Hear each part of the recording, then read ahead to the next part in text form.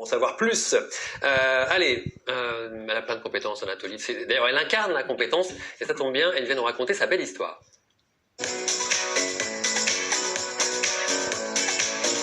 Alors Anatolie, aujourd'hui vous êtes venue pour nous présenter un géotrouve-tout normand, une personne qui va au bout de ses idées géniales et dont les idées peuvent aussi servir à la communauté. Racontez-nous ça. Et oui Patrice, aujourd'hui pour cette belle histoire, je suis venue avec un inventeur canet, Jérémy Jeanne. Il a trouvé une invention qui va faciliter la vie de bien des gens, mais j'ai pas trop envie de vous en dire plus, je préfère laisser l'expert nous expliquer. Alors Jérémy, parlez-nous de cette fameuse capsule, qu'est-ce qu'elle a de si spécial ?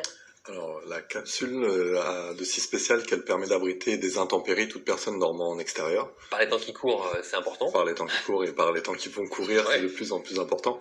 Donc ça permet d'abriter de la neige, du froid, de l'humidité, du vent, tout ce qui peut être désagréable lorsqu'on dort en extérieur. Donc il y a un modèle qui est spécifiquement, que vous voyez là en image, dédié à l'humanitaire, pour tout ce qui est SDF ou migrants.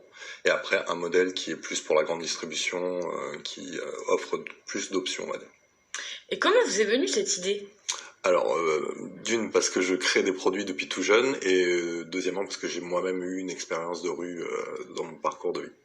Donc c'est vrai que quand on parle de cette capsule, on parle souvent des SDF parce que c'est vrai que bien sûr ça leur serait très utile, mais c'est pas uniquement la cible. Quel genre de personnes la capsule peut toucher ?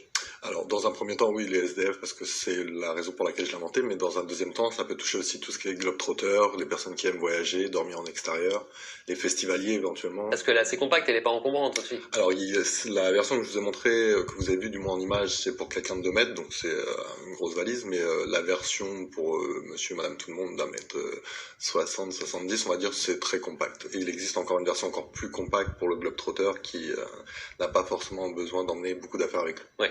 Et aussi du coup, donc c'est une valise. Est-ce qu'on peut mettre des affaires dedans qu'on peut remettre après peut-être dans la cabine une fois qu'elle est dépliée, la capsule ? Alors, dans la capsule faite pour aider au niveau humanitaire, il y a un caisson qui peut servir de rangement, et ce caisson en fait va rester au bout de vos pieds lorsque vous l'avez déplié pour l'utiliser en version capsule. Donc oui, on peut garder des affaires dedans, que ça soit lorsqu'elle est en version valise ou en version capsule. Et au niveau sécurité, comment ça se passe ? Alors, on a prévu plusieurs choses, que ça soit inifugé, que la personne puisse sortir rapidement de la capsule si nécessaire, et pour les claustros, qu'elle puisse voir en extérieur aussi. Donc tout a été parfaitement pensé. On est à quel stade de l'invention là ? Alors on m'aide à penser à d'autres choses parce que justement on est en train de travailler dessus avec l'ISPA d'Alençon qui est une école d'ingénieurs, il n'y en a que 2 en France. Ils ont mis 5 élèves de 3e année à travailler dessus.